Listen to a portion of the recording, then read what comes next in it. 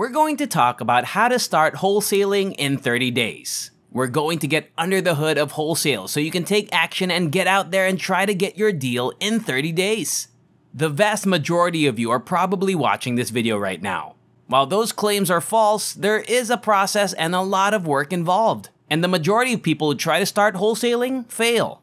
They don't exactly follow through and it doesn't work out for them. But if you keep an eye on it and promise yourself not to give up, you can make this work. Welcome to Financial Fluence, and in this video we'll talk about wholesaling.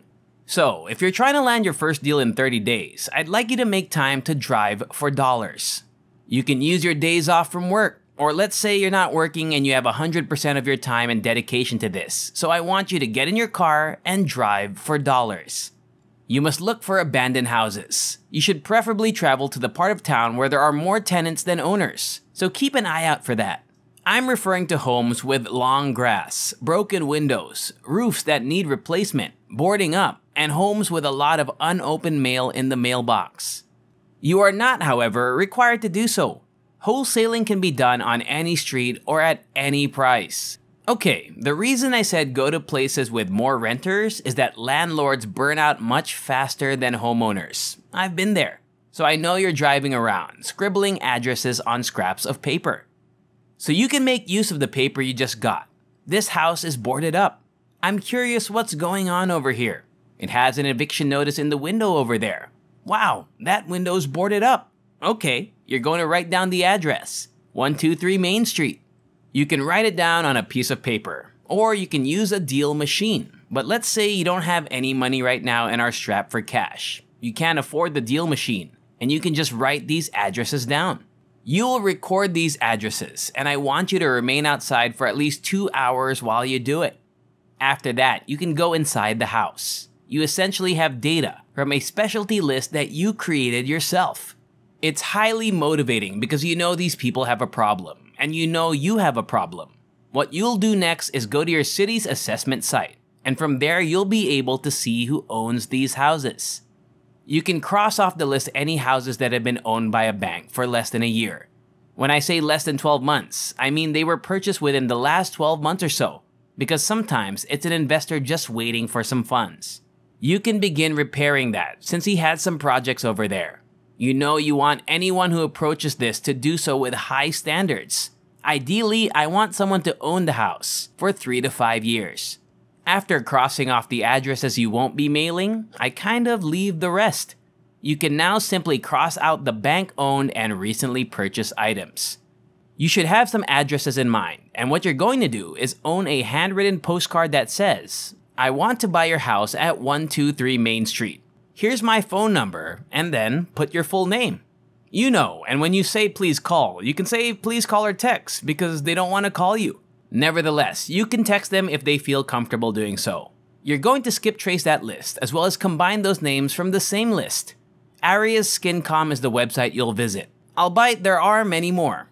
I employ the Aria skip method. You'll try to track down these people's contact details. You're going to text those people as soon as you do. So, I'll use my name and say I was driving around the neighborhood looking for 123 Main Street and wanted to see where you were selling it.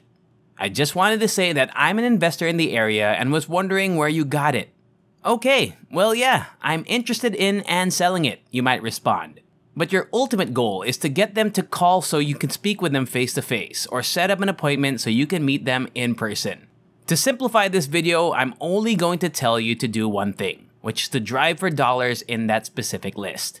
After that, you would skip trace that list to either text them or call them. Or if you can get their email, email them. But you must take those action steps to get in front of those specific sellers. You never know who might say, "Hey, don't call me again." So it's best to ask whether they are interested in selling their property. "I'm sorry I contacted you, and I'll remove your name from my list. But if you know that the calling part doesn't just mellow, I want you to be aggressive.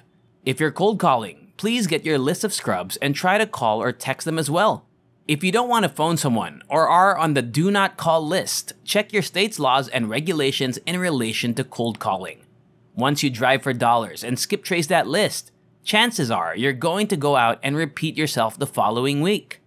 I did it once a week. If you're going to call or text them technically you're not selling them something because you want to buy something.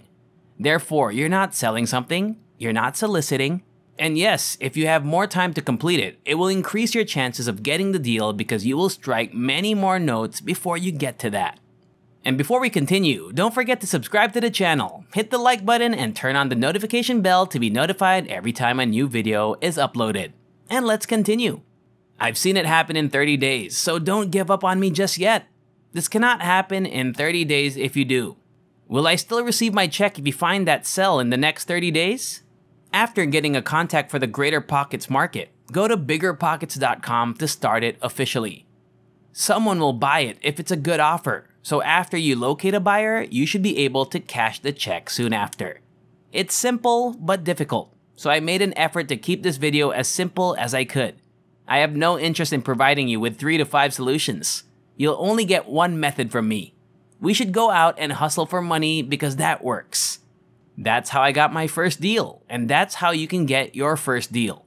The more you do it, the better your odds are of succeeding in your first deal, the saying goes. I recently listened to a book about Amazon called The Everything Store. There is a passage in the book when Jeff Bezos gets down with Nike and tells them he wants to start a sneaker company, but that Nike doesn't want to give him an account because once they do so, they won't want to put their footwear in the sale department. Consequently, both Nike and Amazon followed that course. Nike made the proper decision for their future. They didn't want to sell a pair of $200 Michael Jordan shoes to every merchant. They opted not to grant Amazon an account with them because, of course, the Amazon driver was $59.99, and they recognized that doing so was the equivalent of putting their sneakers in a discount bin that expressed how they felt. You may wonder why I'm telling you that story. It's because some of you will talk to people about real estate who have probably never done real estate and will probably talk you out of doing it. And I just want you to know that they're doing what's best for them and you're doing what's best for you. They both made the right decisions for their futures, and I just want you to keep in mind that you have to do the same. And that's all. I hope you enjoyed this video. If you enjoy similar stuff, check out my other videos. And if you like it, hit the like button, subscribe to the channel, and turn on the notification bell. And I'll see you in the next video.